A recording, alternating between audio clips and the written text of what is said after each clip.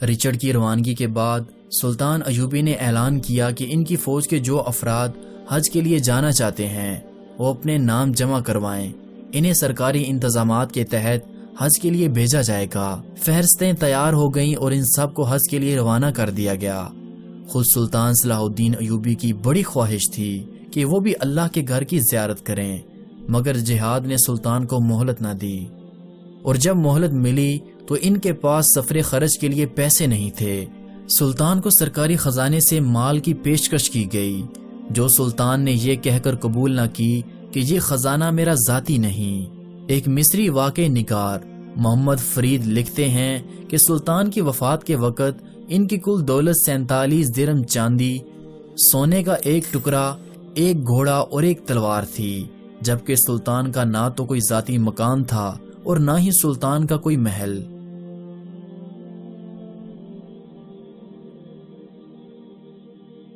سلطان صلاح الدین ایوبی 4 نومبر 1192 عیسوی کے روز بیت المقدس سے دمشق پہنچے اور اس کے 4 ماہ بعد سلطان خالق حقیقی سے جا ملے۔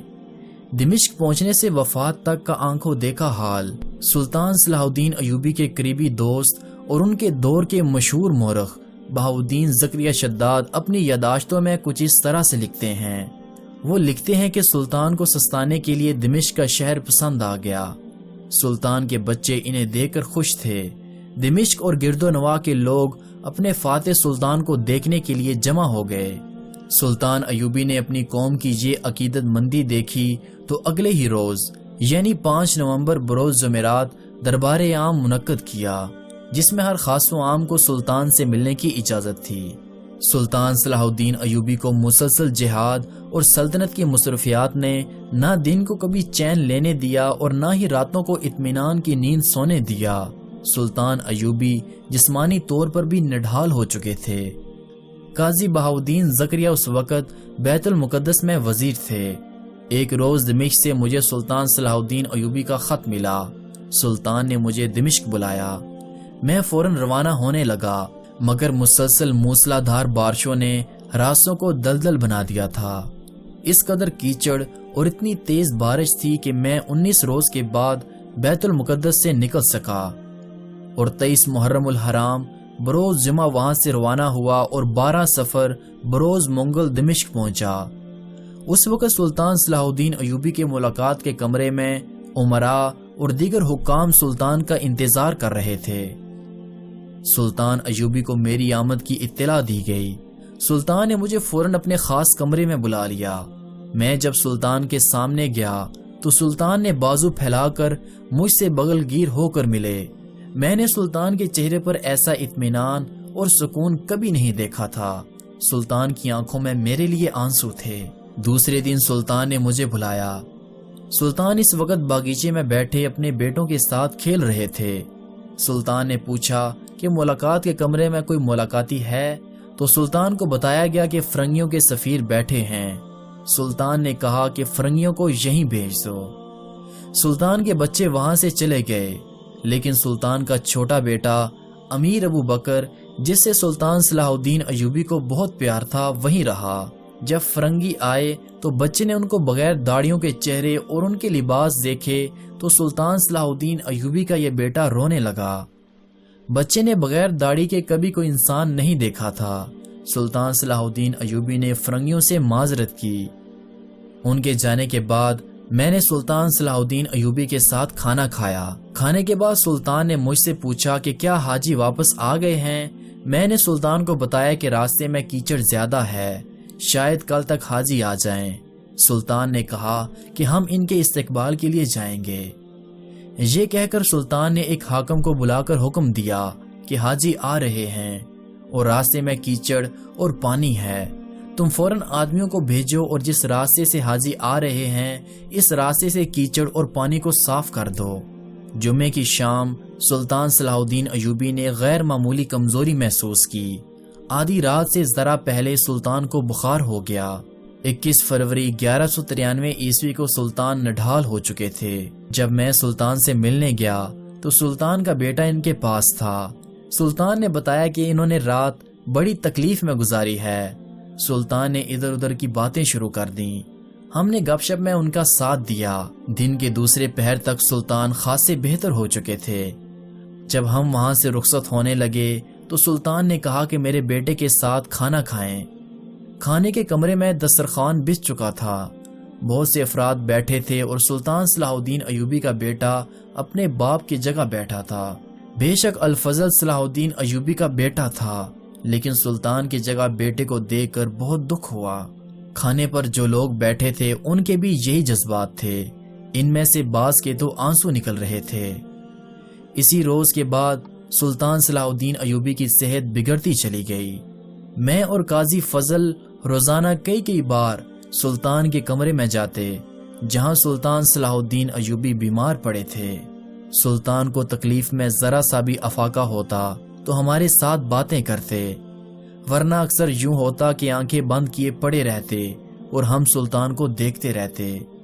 سلطان کی جان کے لیے سب سے بڑا خطرہ یہ تھا کہ ان کا طبیب خاص غیر حاضر تھا۔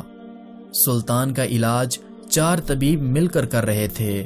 بیماری کے چوتھے روز چاروں طبیبوں نے فیصلہ کیا کہ سلطان صلاح الدین ایوبی کے جسم سے خون نکال دیا جائے۔ اسی وقت سلطان کی حالت زیادہ بگڑ گئی۔ اس سے سلطان کے جسم کے اندر کی رطوبتیں خشک ہونے لگیں۔ سلطان ایوبی نکاہت کی آخری حد تک پہنچ چکے تھے۔ 7ویں اور 8ویں روز سلطان صلاح الدین ایوبی کی حالت اتنی زیادہ بگڑ گئی کہ سلطان کا ذہن بھٹکنے لگا۔ 9ویں روز سلطان پر غشی طاری ہو گئی، یہاں تک کہ سلطان پانی بھی نہ پی سکا۔ شہر میں یہ خبر پھیل گئی کہ سلطان ایوبی کی حالت تشویشناک ہو گئی ہے۔ تمام شہر پر موت کی اداسی طاری ہو گئی۔ ہر جگہ اور ہر زبان پر سلطان کی صحت یابی کی دعائیں تھیں۔ تاجر اور سوداگر ایسے ڈرے کہ انہوں نے بازاروں سے اپنا مال اٹھانا شروع کر دیا۔ الفاظ میں بیان نہیں کیا جا سکتا کہ ہر ایک فرد کس طرح اداس اور کتنا پریشان تھا۔ میں اور قاضی فضل رات کا پہلا پہر سلطان ایوبی کے پاس رہتے اور سلطان کو دیکھتے رہتے۔ سلطان بول اور دیکھ نہیں سکتے تھے۔ باقی رات ہم باہر کھڑے رہتے، کوئی اندر سے آتا تو اس سے پوچھ لیتے کہ سلطان کی حالت کیسی ہے۔ 10ویں روز طبیبوں نے اسے انتڑیاں صاف کرنے والی دوائی دی، جس سے سلطان کو کچھ افاقہ ہوا۔ اس کے بعد جب سب کو پتا چلا کہ سلطان ایوبی نے جوں کا پانی پیا ہے تو سب نے خوشی منائی۔ اس رات ہم چند گھنٹے سلطان کے پاس جانے کا انتظار کرتے رہے۔ سلطان کے دونوں پھیپھڑوں میں نمی اور ہوا آنے جانے لگی تھی۔ 26 صفر بروز منگل سلطان صلاح الدین ایوبی کی علالت کا 11واں روز تھا۔ ہم سلطان کو دیکھنے گئے اور اندر نہ جا سکے۔ ہمیں بتایا گیا کہ پسینہ اس قدر نکل رہا ہے کہ بستر میں سے ہوتا ہوا فرش پر ٹپک رہا ہے۔ یہ خبر اچھی نہیں تھی۔ سلطان کے جسم کی رطوبت تیزی سے ختم ہو رہی تھی۔ طبیبوں نے حیرت سے بتایا کہ جسم اندر سے خشک ہو جانے کے باوجود سلطان کے جسم میں ابھی بھی توانائی باقی ہے۔ سلطان کے بیٹے الملک الفضل نے دیکھا کہ سلطان کی صحت یابی کی کوئی امید نہیں رہی، تو اس نے امراء اور وزراء سے حلف وفاداری لینے کا فوری انتظام کیا۔ سلطان کی توانائی بالکل ختم ہو گئی اور امید دم توڑ گئی۔ رات کو ایسے وقت میں مجھے، قاضی فضل اور ابن زکی کو بلایا گیا، جس وقت پہلے کبھی نہیں بلایا گیا تھا۔ ابن زکی کا پورا نام محمد محی الدین تھا اور ابن زکی کے نام سے وہ مشہور تھے، اور ان کا نسب حضرت سیدنا عثمان غنی کے خاندان سے ملتا تھا۔ صلاح الدین ایوبی ان کا بے حد احترام کرتے تھے۔ جب سلطان نے یروشلم فتح کیا تو مسجد اقصی میں پہلے جمعے کا خطبہ دینے کے لیے سلطان ایوبی نے انہی کو منتخب کیا تھا۔ اس کے بعد امام ابو جعفر نے سلطان صلاح الدین ایوبی کی آخری رات کی جو رودات سنائی، وہ قاضی بہاؤالدین زکریا شداد اپنی یادداشتوں میں کچھ اس طرح سے بیان کرتے ہیں۔ انہوں نے بتایا کہ ابو جعفر نے سلطان کے سرحانے قرآن خوانی کی۔ اس دوران سلطان پر کبھی غشی طاری ہو جاتی، کبھی ہوش میں آ جاتے اور کبھی ان کا ذہن بھٹک جاتا۔ آدھی رات کے بعد 28 صفر 579 ہجری بمطابق 4 مارچ 1193 عیسوی کی تاریخ شروع ہو چکی تھی۔ امام ابو جعفر نے بتایا، میں 22ویں پارے کی سورہ الحج پڑھ رہا تھا جب میں نے پڑھا کہ خدا ہی قادر مطلق ہے، برحق ہے اور مردوں کو زندہ کر دیتا ہے اور وہ ہر چیز پر قدرت رکھتا ہے، تو میں نے سلطان صلاح الدین ایوبی کی نحیف سی سرگوشی سنی۔ سلطان کہہ رہے تھے کہ یہ سچ ہے، اور یہ سلطان کے آخری الفاظ تھے۔ اس کے فوراً بعد صبح کی اذان سنائی دی۔ میں نے قرآن بند کر دیا۔ اذان ختم ہوتے ہی سلطان صلاح الدین ایوبی نہایت سکون اور اطمینان سے اپنے خالق حقیقی سے جا ملے۔ امام ابو جعفر نے مجھے یہ بھی بتایا کہ اذان شروع ہوئی تو وہ ایک آیت پڑھ رہے تھے کہ اللہ کے سوا کوئی معبود نہیں، ہم اسی سے مدد مانگتے ہیں۔ تو سلطان صلاح الدین ایوبی کے ہونٹوں پر مسکراہٹ آ گئی، سلطان کا چہرہ دمک اٹھا، اور اسی کیفیت میں سلطان اپنے خالق حقیقی سے جا ملے۔ میں جب پہنچا تو اس وقت صلاح الدین ایوبی وفات پا چکے تھے۔ خلفائے راشدین کے بعد اگر قوم پر کوئی کاری ضرب پڑی تھی تو وہ سلطان صلاح الدین ایوبی کے انتقال کی تھی۔ شہر کے لوگوں اور دنیا بھر کے مسلمانوں پر غم کی ایسی گھٹا چھائی جو صرف اللہ ہی جانتا ہے۔ کسی شاعر کو مرثیہ سنانے کی اجازت نہ تھی۔ صلاح الدین ایوبی کے بچے روتے چیختے گلیوں میں نکل گئے۔ انہیں روتا دے کر لوگ دھاڑے مار مار کر رونے لگے۔ ظہر کی نماز کا وقت ہوا۔ اس وقت سلطان ایوبی کی میت کو آخری غسل دے کر کفن پہنایا جا چکا تھا۔ غسل عدالت کے ایک اہلکار نے دیا تھا۔ غسل کے لیے مجھے کہا گیا تھا، مگر میرا دل اتنا مضبوط نہ تھا، میں نے انکار کر دیا۔